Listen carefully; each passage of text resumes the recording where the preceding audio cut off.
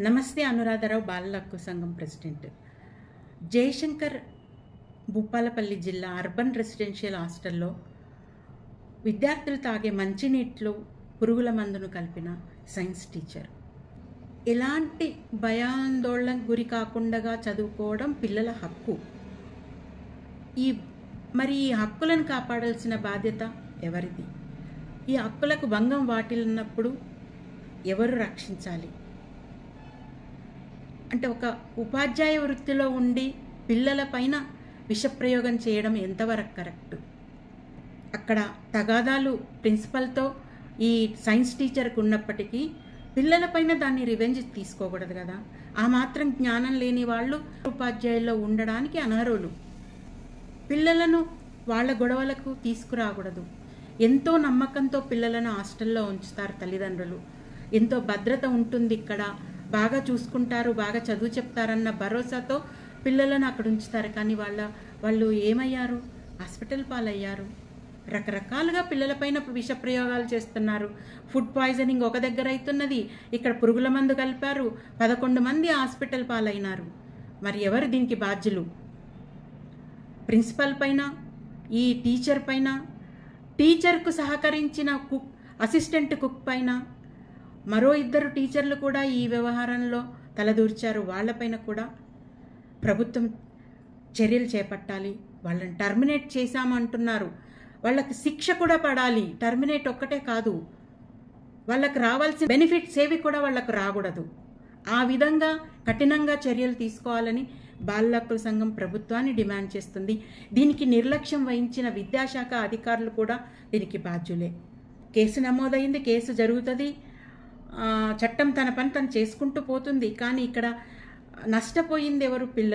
పిల్లలు ఆరోగ్యం పాడైంది, పేరెంట్స్కి మానసికంగా వాళ్ళు దెబ్బతిన్నారు.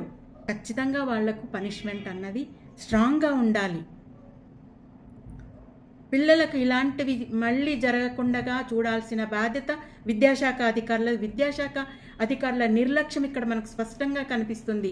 రెగ్యులర్గా స్కూళ్లను విజిట్ చేసినట్లయితే అక్కడ ఉన్న సమస్యలు తెలుస్తాయి, అక్కడే సాల్వ్ చేయొచ్చు. కానీ విద్యాశాఖ అధికారుల నిర్లక్ష్యంతో వీళ్ళు ఈ విధంగా బిహేవ్ చేస్తున్నారు. పిల్లల భద్రత గురించి ఖచ్చితంగా ప్రభుత్వం కొన్ని నిర్ణయాలు తీసుకోవాలి.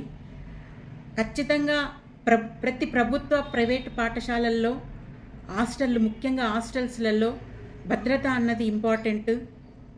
ఎక్కడ పిల్లలు మంచినీళ్ళు తాగుతున్నా అంటే మంచినీరు తాగే ప్రదేశం ఉంటుంది కదా, ఆ ప్రదేశము, తర్వాత వాళ్ళు ఆహారం తీసుకునే ప్రదేశాన్ని ఖచ్చితంగా భద్రతా సిబ్బంది తనిఖీలు చేస్తుండాలి.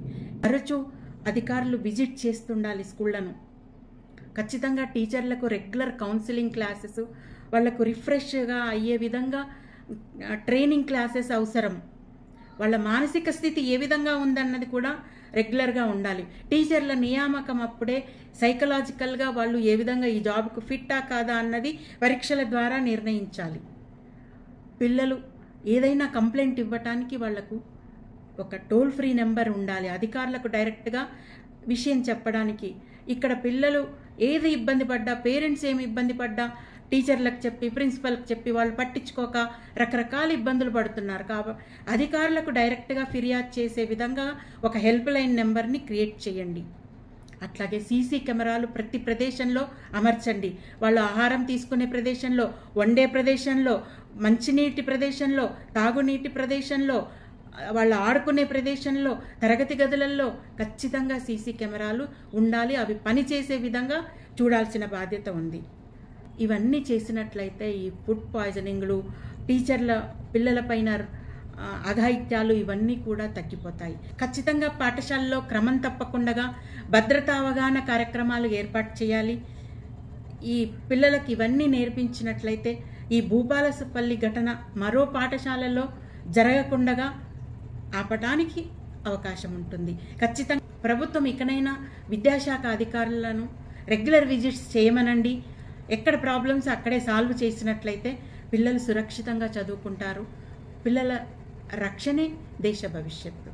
ఇలాంటి ఘటనలు పునరావృతం కాకుండా చూసుకోవాల్సిన బాధ్యత ప్రభుత్వానిదని బాలల హక్కుల సంఘం మరొక్కసారి విజ్ఞప్తి చేస్తుంది. Thank you.